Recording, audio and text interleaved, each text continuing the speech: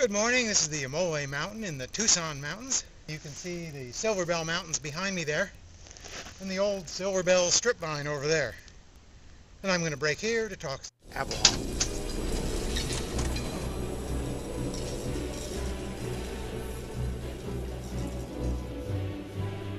Avalon is the legendary isle where the 9 fairy sisters carried King Arthur after his final battle. It's a place for heroes.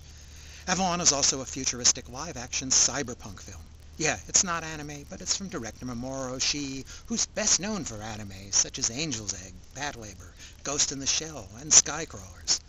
Besides, he digitally added a lot of touches to the film, so it's a little animated. Whatever, it's what I'm talking about today. The text that opened the movie tells us that in the future, some young people spend a lot of time in a totally immersive virtual reality game. Kids these days. One such game is Avalon, where players appear to be some sort of guerrillas taking on an obviously superior force in a mid-20th century setting. Most players go to a dingy, unglamorous gaming center to play the game via high-tech chairs and cyber helmets. The bleak hallways, dull lighting, and bare game rooms make this seem almost like a high-tech drug den. Ash is an ace player in the game, actually making good money off it. Exactly how you make money off the game isn't exactly explained.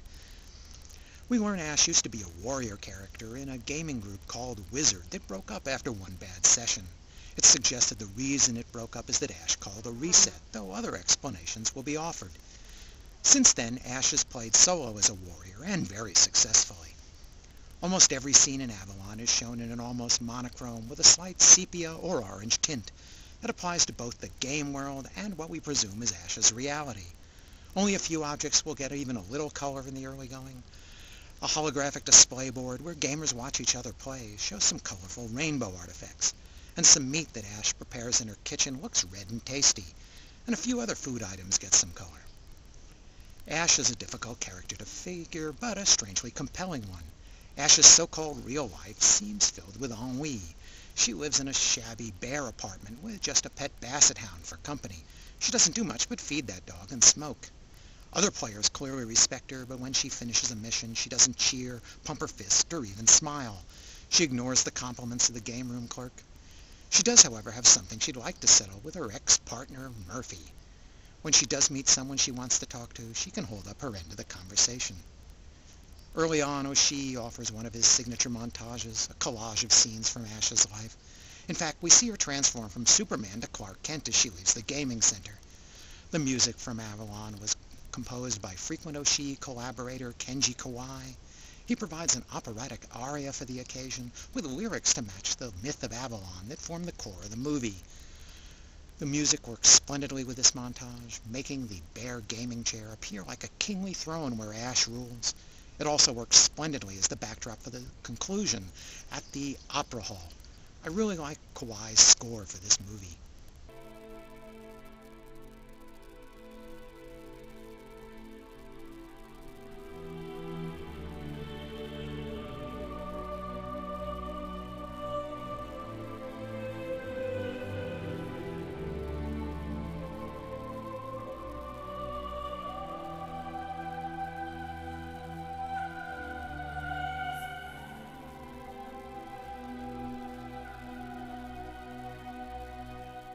The plot gets rolling when Stunner, one of Ash's former partners from the gaming group Wizard, runs into Ash again.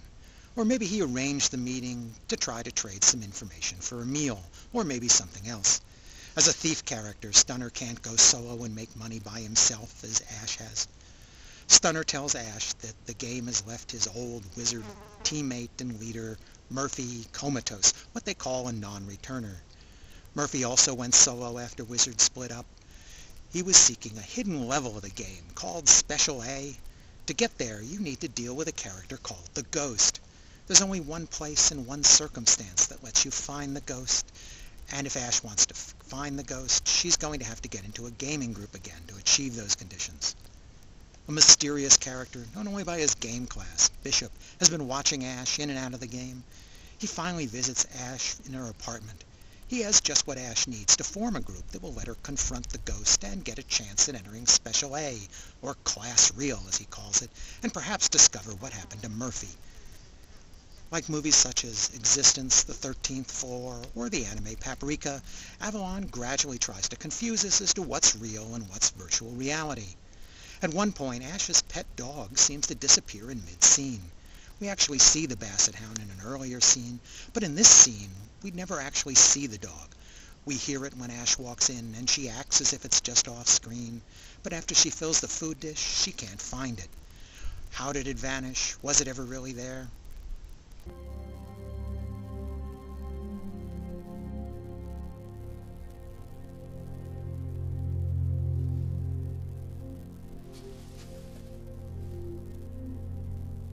Fans of the director know that the basset hound has become an O'Shea's signature since Ghost of the Shell as a reference to his own pet.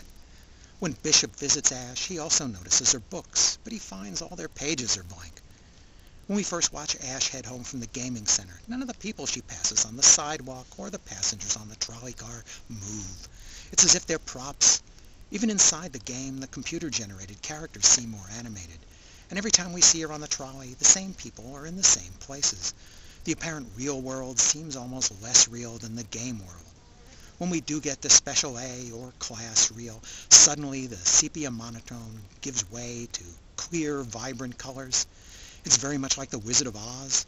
Not only are there bright colors now, but the people on the streets actually move. Class Real is so different from the other worlds of the movie that even though it looks completely ordinary to us, its unfamiliar vitality disconcerts Ash more than a battlefield tank or gunship.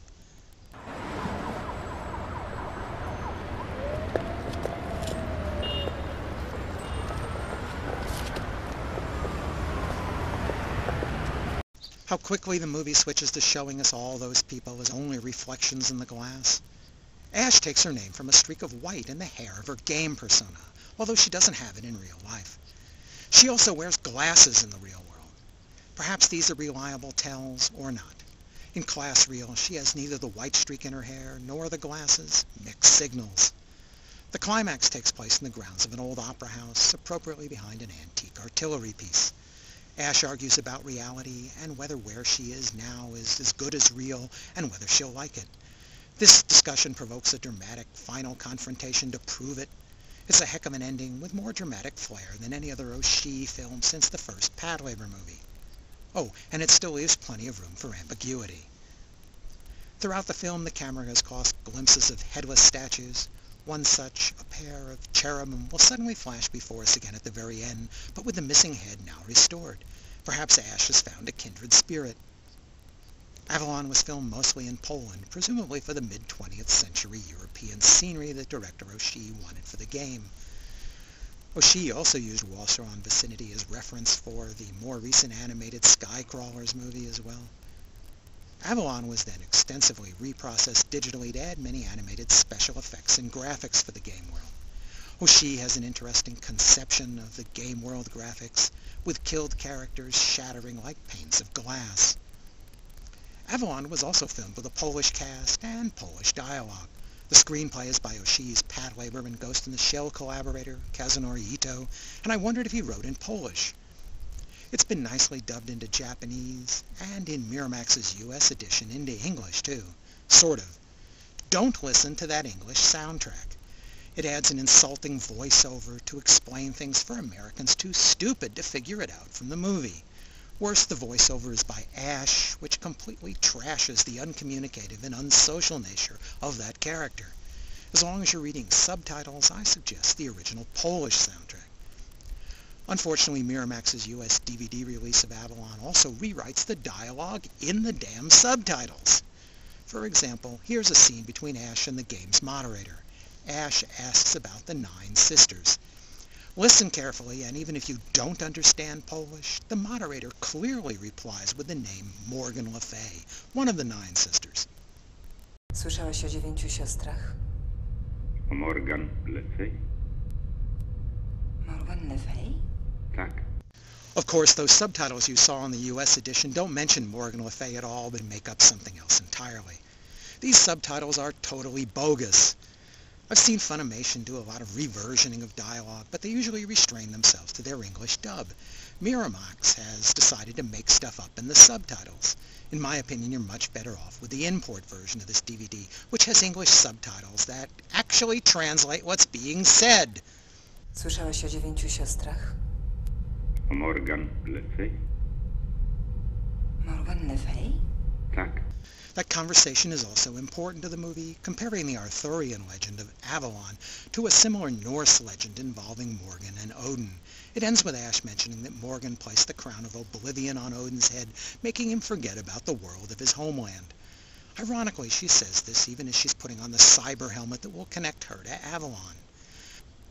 When I first watched Avalon, I was put off by the bleak cinematography and infrequent, unemotional dialogue, but in the years since, I've really come to like it. I give Avalon 4.5 stars. I love its imagery, I love its tricks with reality, and its very inscrutability. I love its music, and I love the climax. Thanks for listening.